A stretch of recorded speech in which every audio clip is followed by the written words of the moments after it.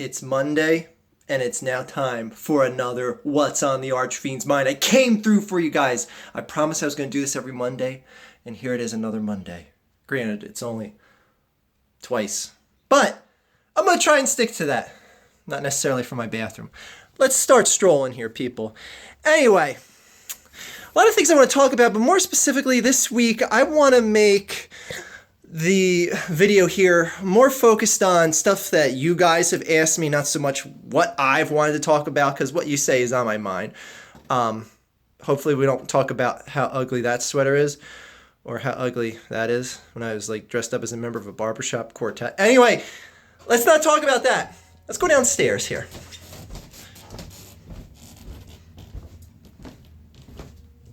Sorry, I shouldn't talk while I'm going downstairs. Everyone knows safety first. Anyway, one of the biggest things that gets repeated to me question-wise or just topic-wise that you guys want me to address is, insert YouTuber's name here for making fake videos or their fans think they're real. Be it like some pranking channel, a channel like the Angry Grandpa Show, which I've seen a couple videos from. And there's a couple names of shows that or channels that I've never even given the time of day or seen any of the content they make. And it really shouldn't be a news flash of any sort that content is faked on this website. Obviously, I make fake content like the Other Day videos, which are true. I want you to have that as like the baseline of where the true is and the fake stuff is the the videos where I shoot the bee's nest with the paintball gun. Those were all fake. Like those bees, they weren't real. The hornets, all those times I destroyed hornets nests on cameras, that was just special effects. So anyways, there's fake stuff like destroying hornets nests on cameras, and then real stuff like my the Other Day videos, where I win the lottery and or I, attempt to have sex and stuff like that, stuff that real people go through on a real daily basis. Anyway, the point being here is that if someone makes content that's faked, and an audience buys into it, what's the big deal? I know, adults shouldn't be fooled by shit like this. It's not wrestling, like WWE wrestling, where, I still watch it to this day, granted sparingly because it sucks. Just like Fastlane sucked last night. I should have watched the Sixers game. I should have watched the Sixers game, who don't even have double-digit wins this year. I should have watched the Sixers game instead of WWE Fastlane. Point being is that the audience that watches WWE, spare the very adolescent viewers, no, it's fake. I know it's fake. I know it's scripted. If a YouTube channel's content is scripted, and even if there's a section, a sector, a portion, a fraction, or what have you of their audience that think it's real, what's the real big deal? Who cares? Who cares? And people are constantly coming. You got to expose such and such. They make fake content. Their audience buys into it. I'm like, who cares what their audience buys into? If they think it's real, it's real. If they don't, they don't. Either way, if anyone is getting an ounce of entertainment out of content that is supposedly faked or not, why should I care? Why should I care? Anyway, what else have you guys been asking me? There's oftentimes that you guys ask me to see movies or my opinions on movies and things like that. So I just want to go over some really good movies that I've seen lately. Mad Max Fury Road. All right, I know I'm late to the party and this thing has been out for almost a year now. Holy shit, was that a good movie? Oh my God.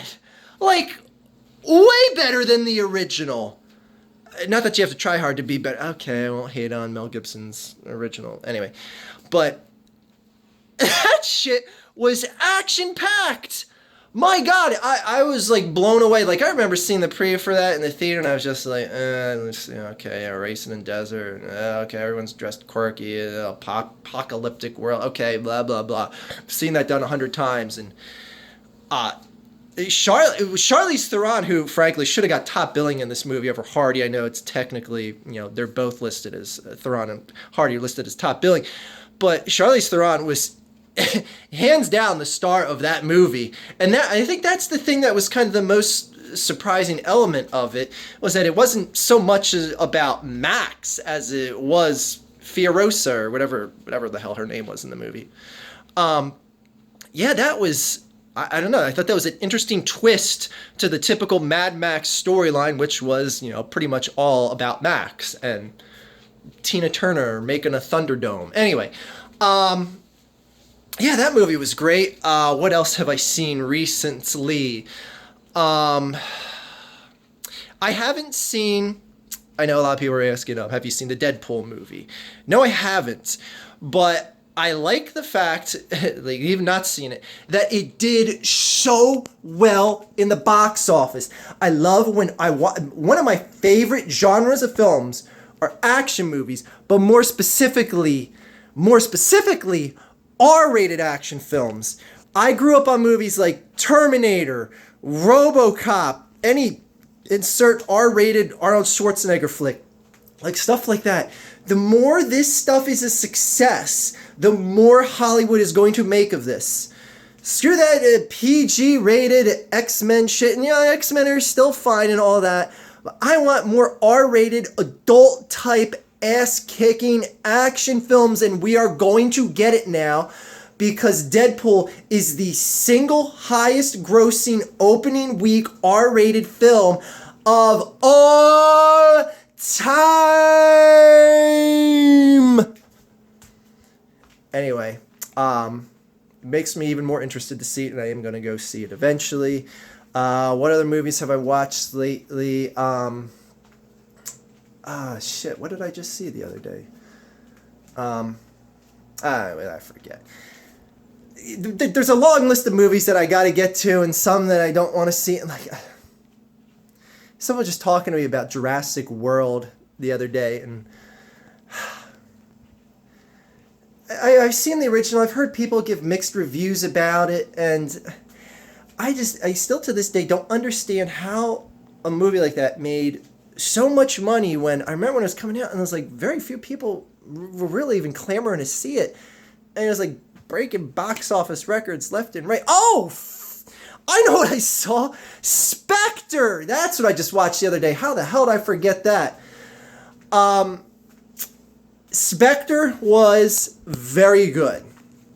Very, very, very, very, very good. And for those of you who know me, I am a huge James Bond fan, but I have been very, very loyal to the old James Bond, the cartoony villain type James Bond, Sean Connery era specifically, to a lesser extent Roger Moore, to a much lesser extent George Lazenby, who was in One and Done. He's the equivalent of like he's the Cincinnati Bengals, or the other NFL team from Ohio that isn't the Browns. That's what George Lazenby was. The one and done James Bond. He should change his name to George Bengal. Anyway, Spectre was really good. The only problem it had is it had to follow Skyfall, which was, as an old head James Bond fan, it pains me to say this, but that was one of the best James Bond films ever made. And this is from someone who has been like hating on and trying to avoid the modern era James Bond films, because once you got like Timothy Dalton and beyond, I'm just like, okay, James Bond, roll off into the sunset. It's over. The franchise is done. And the franchise has brought me back. Daniel Craig is a fantastic Bond, and specifically these last two James Bond films show that there is much life left in this franchise. Anyway, what else is going on in the world of entertainment? Oh yes, Kanye West. Kanye West claims to be $53 million in debt. Now, I suck at math. I'm never going to be good at math. I make no qualms about that. But when I hear someone is $53 million in debt, I go, who is the stupid one here? The person who racked up the debt, or the creditors that allow this debt to get to such an exorbitant amount? Like, you figure if you're $53 million in debt, at some point you were $10 million, $20 million, $30 million, $40 million, $50 million. Now he's $53 million. You figured whoever is loaning him, whatever institution has given Kanye any money, they'd be like, maybe it's not so smart that we give someone who's 40 some odd million dollars in debt another $10 million or whatever to finance this passion project or whatever. But all that aside, I think a lot of it is just like complete bullshit, that he's really not in debt that bad or anything like that. And it's really just something that he's trying to do to get money out of people to finance his personal projects without him having to spend dime one on it. And, I say at this point, I used to come down on people that would, start Patreons and any sort of fan funding projects. But you know what? If an audience or a public is going to have enough individuals in it that are just, either dumb enough or just don't care enough to give away some of their hard-earned money, then I give it away. Who am I to tell you how to spend your money, whether or not I think it's intelligent into what you're investing in? So, give Kanye West $53 million, Mark Zuckerberg, or $1 billion or whatever. He's got to finance great projects to bring to us. We should pay for it. By the way, if you have a fireplace like I do back nya, one of these fans, if you put them in the corner of the room where the fireplace is in, like totally makes a difference in the other rooms because it really pumps that hot air out. That's your random bit of information for the day. Anyway, so the whole Kanye West thing, like I don't believe a lot of it. I don't think he's in that much debt. If he is in that much debt, he's got to be one of the stupidest goddamn human beings on the face of the earth. Because how you make X amount of hit records, touring for 12 plus years now, selling out concerts across the world, getting money from any number of different clothing apparels and perfumes and whatever the hell else he's pitching out there. How you get to $53 million in debt when doing all that, your guess is as good as mine. Anyways, let's close things. Let's stick to an entertainment version here. Stick to topics that are involving entertainment here. And I want to close with The Walking Dead. I may not have said this much. I very rarely talk about shows that I love. Like I love House of Cards, and I bet none of you have really heard me mention that. I might have said a tweet or two about it. But I very rarely talk about things that I really like a show like the House of Cards. I can't wait. It's going to be the new season's coming out next month. I can't wait to sit down in front of the TV for 2 consecutive days and binge watch that shit. The Walking Dead. That is a show that I've watched every single episode of since season numero uno. This current season, I did not watch the episode last week, and I did not watch the new episode that came on last night. The reason being, and I don't know why so few fans of the show fall into the column that I've fallen into, is the show does absolutely nothing for me anymore. Absolutely nothing.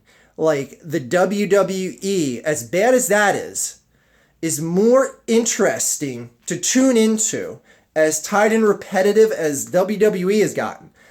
I'd rather watch WWE and that shitty Fastlane last night than watch the new episode of The Walking Dead. Now, it's not saying that it's still not a good show or anything, because I watched last season, I was like, all right, it was good, but it's nothing interesting anymore. Nothing.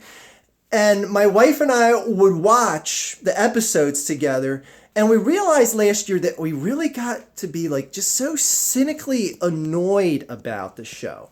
Like it gets to the point where it's like oh no, Daryl is trapped or in some way can't reach his weapon or something like that, and a zombie is right here, it's gonna bite him, and then like Michonne comes in, like knifes it in the back of the head. Now that's just a hypothetical scenario, but that scenario takes place over and over and over and over and over and over and over and over, and I want you to get the point, and over and over and over again and again and again and again. A main character is always trapped, and like my wife and I are watching like, oh no, Daryl's gonna die in this scene. Oh, he clearly can't reach his weapon. The zombie is right there. He's gonna get bit. Oh, another main character came in and saved him at the last second. Shoo! I did not see that coming. What a relief. And we're doing this in like every single episode. A main character is like, oh, an inch away from death and gets saved at the last minute. And I'm like, I can only watch this so many times. On top of the main storyline, which is basically the arc of every season, is the group moves out of their previous encampment from the final episode of the previous season because a wall, a house, a structure of some sort gets breached. So they have to find a new encampment to go to, and it builds up to the final episode where the wall, the structure, the encampment of some sort gets breached to where they have to move into a new area where a wall or an encampment or a structure of some sort gets breached. And it happens every single season. Like, there's not even anything creative about it. Like, when they moved into this last community with, you know, they had like the solar power and everything and all this stuff, and the congresswoman was in charge. I'm like, oh, it's a congresswoman instead of a governor, which happened a couple years ago, comparatively to, what the hell is that town where there's, where they're following the train tracks. Some Walking Dead geek is gonna be, oh, you don't remember the name of the blah blah blah. Anyways, the town where it ended up being a trap, where, you know, there's peace and harmony if you come to Disneyland. Anyways, when they went to Disneyland and then everything got breached and they were all gonna end up getting murdered there because the people were double-faced. Anyway, it's the same structure every single time, and my wife and I were like, we can't take this. You can only be so entertained after 6 seasons of a show that should have frankly ended. Like, last season at most should have been the final season. But they're going to have a spin-off show with Michonne. They did that Fear the Walking Dead, which sucked.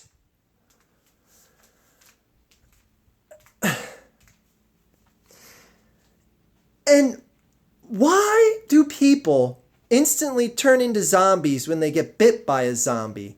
Like, they get infected with something, but everyone already has the virus.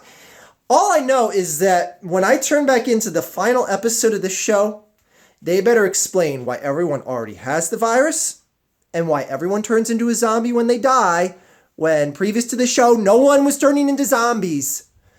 And it better be the most mind-blowing, conclusive summation, explanation of it, or they're going to regret it. Anyway, how much time? 18 minutes. Jeez, I love you guys. I'm done with The Walking Dead. Like, and like, still like 11 million plus viewers tune in every week, and I'm like, how is no one else getting like repetitively bored with this show? Like, there hasn't been anything genuinely, uniquely interesting or different in like 3 seasons. It's more popular than ever. And they're giving you all these garbage spin-offs simply because the audience will not abandon this show. And they will suckle the teat of anything that is within a stone's throw of this show's success. Jesus Christ.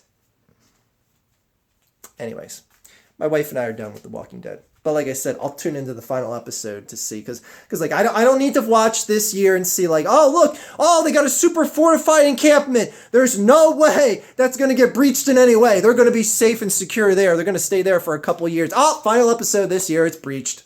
No, the enemy group came in. Oh no, they gotta find somewhere else to live.